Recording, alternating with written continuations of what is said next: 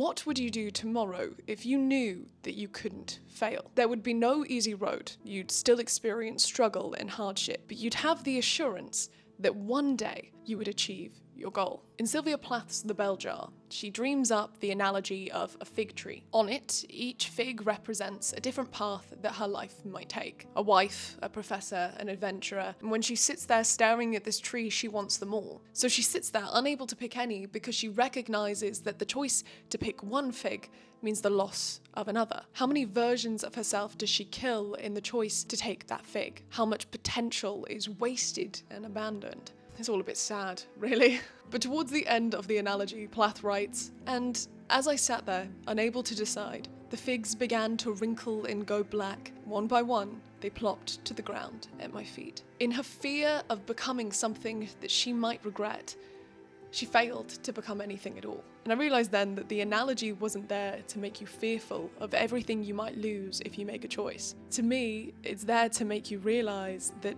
whatever choice you make, there will be loss. So you may as well make the choice that most satiates you at the time. And if later you don't like that fig anymore, there will always be another to pick, because life is defined by our choices and actions. You just have to keep making them.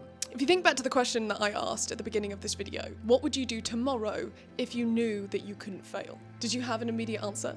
Or did you and ah over the limitless options, unable to make a choice? I ask because I recently realised that I didn't have an answer at all. When I looked at my analogical fig tree, it wasn't a fear of loss that prevented me from making a decision or procrastination of choice. It was the fact that I saw no figs at all.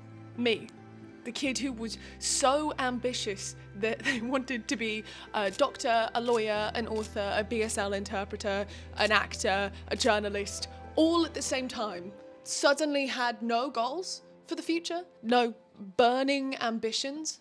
And if I wasn't born that way, if I used to have so many figs on my tree, what changed? I used to wake up positively giddy each day because I truly believed that there were limitless opportunities for excitement and discovery. And now I wake up feeling nothing. I feel flat and dull. It's like the magic has been sucked out of each day, like some thief came in the night and stole it from me. I woke up and suddenly all the colours were grey. And sure, some people probably call that growing up. You know, losing the giddiness, losing the whimsy. But I refuse to believe the cost of growing up, of actually getting to live, is the loss of spirit, the loss of casual magic, of glee, of whimsy, of giddiness. Anthony DeMello once said, paraphrasing Jiddu Krishnamurti, "The day you teach the child the name of the bird, the child will never see that bird again." It doesn't mean that the child will never see a crow again just because you labelled it, but it means that to that child, every crow is now a monolith. The concept of a crow has now been logged. The question has been answered, and their curiosity satiates and dies. And that label sits proudly on its gravestone. They stop seeing the crow as a brand new encounter with a unique being, but rather a re-encounter with a concept. The child says, "Oh, that's a crow. I know crows." But they've never met this crow. Or maybe they have. Would they even notice?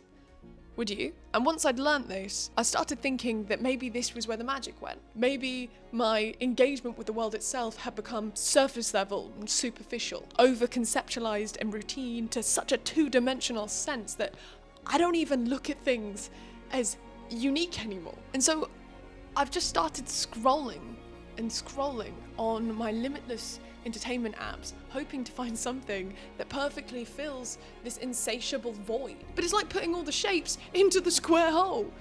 Sure, it fits, but it isn't right. It's not satiating. I've become a glutton for things that do not fulfill me because I don't actually acknowledge what I'm doing, what I'm looking at, what I'm consuming and enjoying and engaging in. I'm not paying attention, and I'm sick of it. I feel like I have lost something within me that's supposed to be integral to me. Or maybe it was stolen, taken as payment for growing up. But I still feel it. That longing, that need to feel understood and creative and that I exist. and that there are things that are worth existing for. And given that we are now at the bridge between years, this strange little thing we do when we turn a calendar over and a number ticks up, I've decided I want to do it differently this year. I am going to give myself 1 year from today, 1 year to find the colour, to rediscover the magic that once came so freely when I was a kid. And on the last day of 2026, I'm going to answer the questions that I've written and locked away in this little envelope and compare them to the answers that I recorded earlier today to see if this actually worked. Because through all of this, I've realised that what separates someone like me from the greats isn't necessarily that they knew which figs to pluck off the tree and they knew when to pick them. It's that they had figs to pick. And they kept picking them, even when it was hard.